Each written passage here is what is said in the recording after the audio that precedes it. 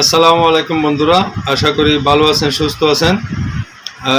যারা নতুন ফ্রিজের কাজ শিখতেছেন তাদের জন্য আমি আরেকটি ভিডিও নিয়ে এসেছি। আশা করি মনোযোগ দিয়ে আমার ভিডিওটি দেখবেন। আজকে আমি আপনাদেরকে ফ্রিজের আরও দুটি টুলসের সাথে পরিচয় করে দেব।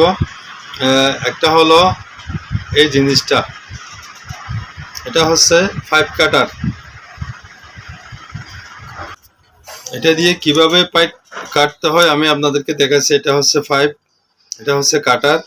এটা একটু বড় করলাম, এখানে 5টা ঢুকালাম, দেখুন ভালো করে। তারপরে এটা টাইট দিলাম,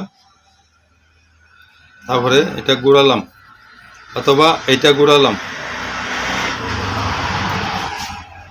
আর একটু টাইট দিলাম, আর একটু ঘুরালাম,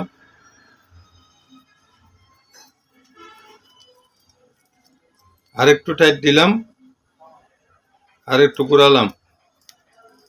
এটা হচ্ছে 5 কাটার। এটা কম্পালসারি প্রয়োজন আপনার কাজের জন্য।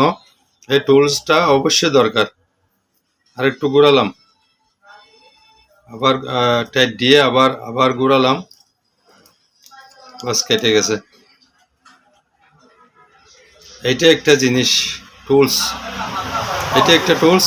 এখন আমি আরেকটা টুলসের সাথে আপনাদের সাথে পরিচয় করে দেব। সেটা হচ্ছে এই জিনিস, 5 বেন্ডিং। এটা দিয়ে 5 বেন্ডিং করা হয়। যেমন এখানে ঢুকালাম, সোজা করলাম, আবার বাঁকাও করলাম।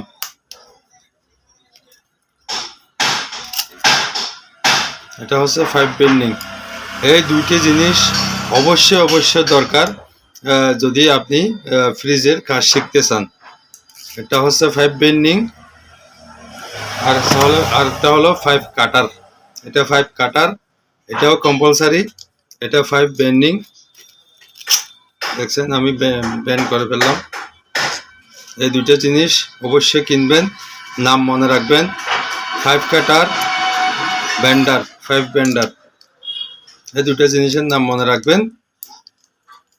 এই দুটা জিনিস টুলস। এটা টুলসের মধ্যে আমি পরবর্তী ভিডিওতে আরও নতুন টুলসের সাথে আপনাদেরকে পরিচয় করিয়ে দেব। এর আগের ভিডিওতে দুইটা দিয়েছি, আর এই ভিডিওতে দুইটা দিচ্ছি, 5 কাটার এবং 5 বেন্ডিং, এই দুইটা।